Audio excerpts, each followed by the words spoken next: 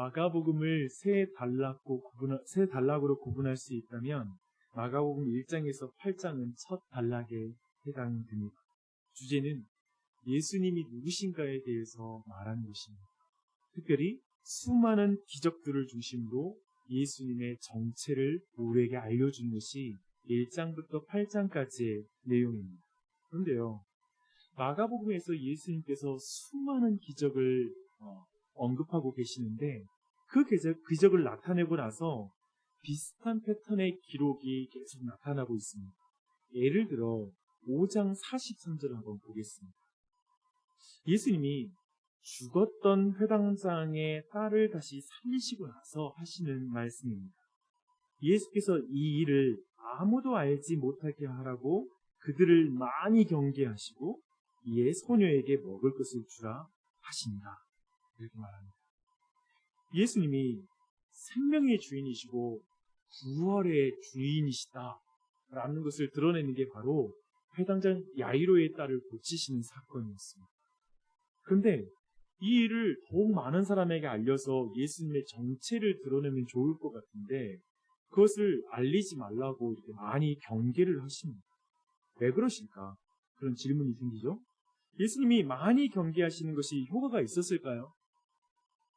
근데 7장 36절에 보니까요, 예수님의 이 경계하시는 것이 어떤 효과를 나타냈는지, 얼마나 효력이 있었는지가 거기 나타나요.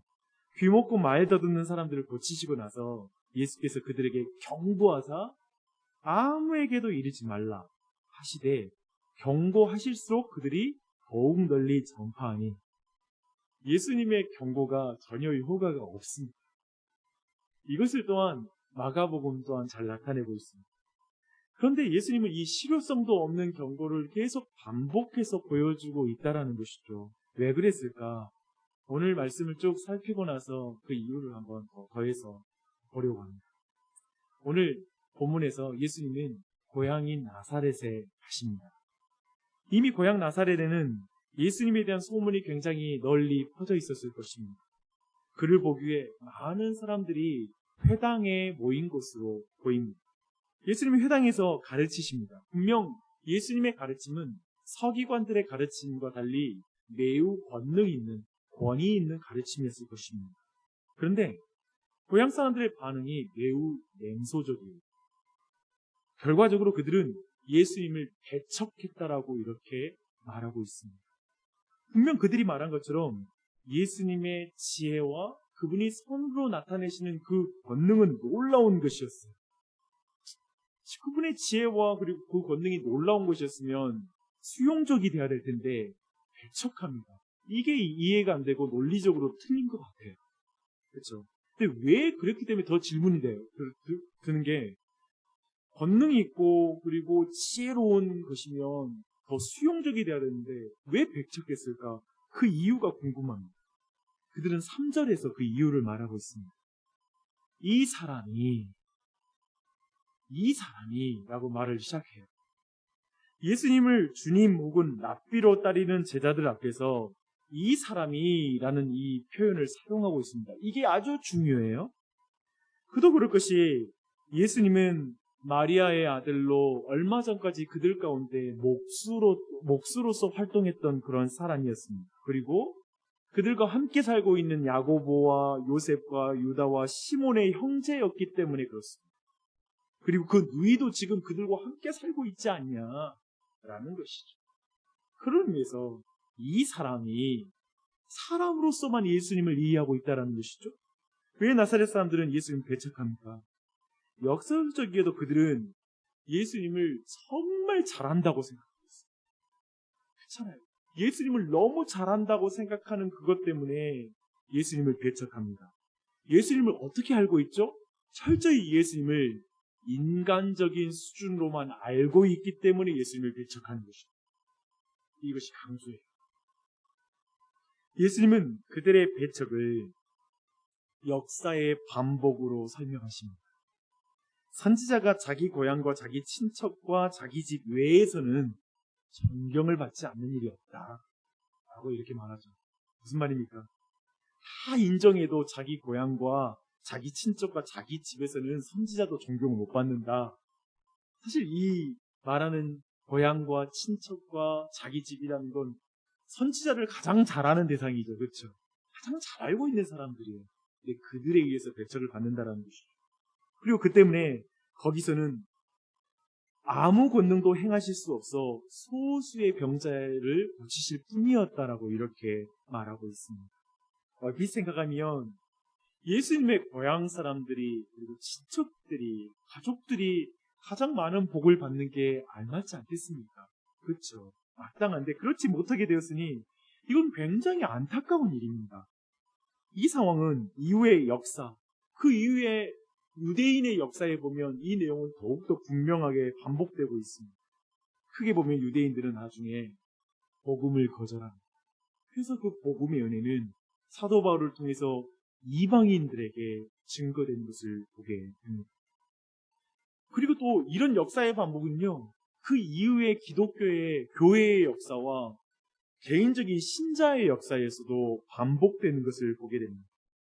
복음을 잘 알고 있고 난 너무 익숙해. 나는 예수에 대해서 너무 잘 알고 있어. 기독교에 대해서 너무 잘 알고 있어. 라고 말하는 그 신자들은 어느 순간에 예수님을 정작 배척하고 있는 모습을 보게 돼요.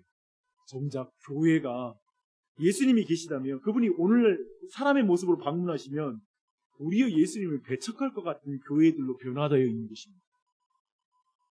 예수님의 마음으로부터 도리어 멀어져 있는 모습을 교회 안에서 우리가 발견하고 당혹스럽게 했어요. 모태신앙. 몇 대 때 신앙생활을 하고 있다고 하는데 도리어 예수님의 마음과는 멀어져 있는 모습들을 우리가 보게 되는 것이죠. 그렇게 나사렛 사람들이 예수님을 배척했다. 그리고 말미암아 예수님이 그들에게 복을 주실 수 없었다라고 말하는 오늘 본문은 우리와 굉장히 멀리 있는 본문이 아니라 사실 우리와 너무나 가까이 있는 본문이라는 걸 주목할 필요가 있습니다. 저는 이것을 익숙함의 저주, 지식의 저주라고 생각합니다. 사람에게 익숙함과 지식은 마음을 열고 그리스도를 받아들이는 일에 가장 큰 장애물이 될 수 있다는 걸 여러분 주목하십시오. 그저 자신의 오감으로 경험한 것으로 예수님을 판단할 때, 그저 세상의 지혜로 예수님을 대할 때, 기독교에 대해 대할 때, 성경에 대해 잘한다고 생각하는 자에게 예수님은 자신을 드러낼 수가 없습니다. 자신을 좀 더 계시할 수가 없어요. 기적을 좀 더 베푸실 수가 없다라는 것입니다. 그저 인간적인 수준으로 예수님을 이해하고 바라보는 자에게 예수님은 권능을 행하실 수 없다라고 오늘 말씀하고 계십니다. 그들에게 아무리 권능을 행해도 그들은 예수님을 배척할 것이기 때문에 저 바리새인들에게 예수님이 아무리 권능을 행해도 정작 그들의 입에서 나오는 말이 뭐냐면 저건 귀신의 왕이 그에게 들어가서 귀신 쫓아내는 거야. 이런 엉뚱한 오해와 평가를 하게 되는 것입니다. 그들에게 왜 그럴까? 그들의 마음엔 왜 예수님이 그런 권능을 행해도 그들이 받아들이지 못할까라고 질문할 때 우리는 이런 답을 생각할 수 있어요. 그들의 마음에는 이미 그들이 알고 있다라고 생각하는 인간 예수님이 가득 차 있기에 하나님이신 예수님을 받아들일 공간이 전혀 없는 것입니다. 아무리 권능을 해도 하나님이신 예수님으로 더 이상 보이지 않는 거예요. 그저 인간 예수님만 보이기 때문에 더 이상 권능을 행할 수가 없는 것입니다. 여러분도 이 말씀을 한번 적용했으면 좋겠습니다. 모든 상황에서 익숙함의 저주, 지식의 저주가 여러분의 삶에 있지는 않는지 한번 돌아보십시오. 모든 것을 다 여러분의 기준으로 판단으로 평가하면서 전혀 하나님께서 여러분에게 새롭게 알려주시는 모든 지식을 놓치고 있지 않는지를 돌아보셔야 됩니다. 제가 보니까요, 모태신앙, 그리고 신앙의 연수가 10년, 20년 되면 교회에 대해서 다 안다고 생각해요. 그리고 이제 하나님에 대해서, 성경에 대해서 어느 정도 자신이 알고 있다고 생각하는 거예요. 근데 그 어설픔이 끊임없이 하나님이 오늘 주시는 은혜와 끊임없이 우리 안에 성장을 방해하는 사람들을 쉽게 보게 됩니다. 진짜 많아요, 그러한 사람들이. 이미 기독교 성경 예수님에 대해서 어려서부터 들어서 알고 있다라는 그 익숙함, 그 작은 알량한 지식, 그 경험, 나 이전에 경험했던 교회들 그 경험으로 모든 걸 판단하면서 더 이상 그 내용들을 배우지 않는, 배우려고 하지 않는 것. 여러분 지식, 경험, 그런 것들 너무 신뢰하지 마십시오. 교만이 될 때 주님이 여러분의 삶에 권능을 행하실 수가 없는 것입니다. 오늘의 은혜를 줘도 여러분이 받을 수가 없는 상태가 되는 것입니다. 늘 이걸 두려워해야 됩니다. 그래서 저는 여러분이 겸손하게 정말 오늘 하나님이 끊임없이 권능과 은혜를 주실 때 그걸 깨달아 아는 은혜가 있기를 축원합니다. 그걸 구하는 이 아침이 됐으면 좋겠어요. 그런데 저는 여기까지가 나사렛 사람들을 통해서 받을 수 있는 교훈의 절반이라고 생각해요. 말씀을 시작할 때 저는 예수님은 권능을 행하시고 그것을 사람들에게 알리지 말라고 하신다라는 걸 말씀드렸습니다. 근데 오늘 말씀 도리어 예수님이 권능을 행하고 싶은데 그 권능을 행할 수 있는 환경이 안 됐다는 걸 도리어 가리키잖아요. 전혀 다른 제가 주제를 서론에서 시작했고 지금 제가 마지막에 이것과 연결시키려고 하는 것처럼 보일 수 있어요. 근데 사실 뿌리가 똑같습니다. 한번 천천히 설명드릴게요. 세상 사람들은 예수를 믿는 우리에게 이렇게 말합니다. 야, 기적 한번 나타내봐. 그러면 내가 예수님 믿을게.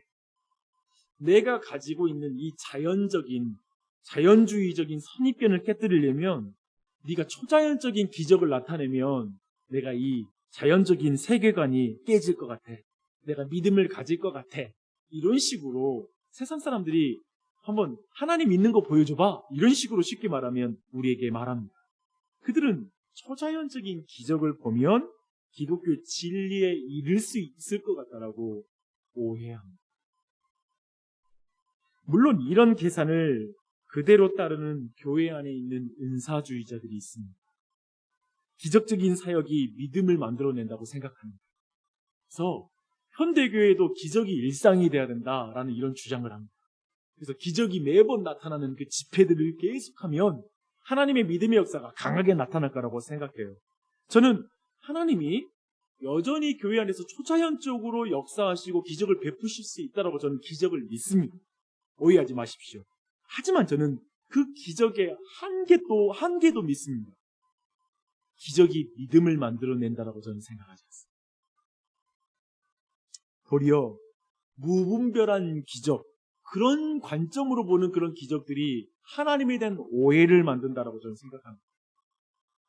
예수님 바로 이 부분을 경계했기 때문에 기적을 소문내지 말라고 하시는 거거든요. 뭐냐면 사람들이 예수님을 그저 기적을 베푸시는 분, 미라클 메이커, 그 정도 수준을 생각하고 현실적인 문제, 질병과 어떤 문제를 해결해 주는 분 수준으로 관심을 가진 나머지 예수님이 진짜 그 표적을 통해서 가리키는 깊은 진리에는 나가지 못하고 표면적인 기적에만 보면서 거기에 머무는 것을 원치 않으셨기 때문에 예수님은 소문을 내지 말라는 것이죠. 도리어 그것이 사역의 방해가 돼요. 모두가 모여서 기적만 바라면서 예수님께 나아올 것입니다. 그래서 예수님이 조용히 말씀으로 가르치시는 것에 사람들은 주목하지 못할 것이기 때문에 그렇습니다.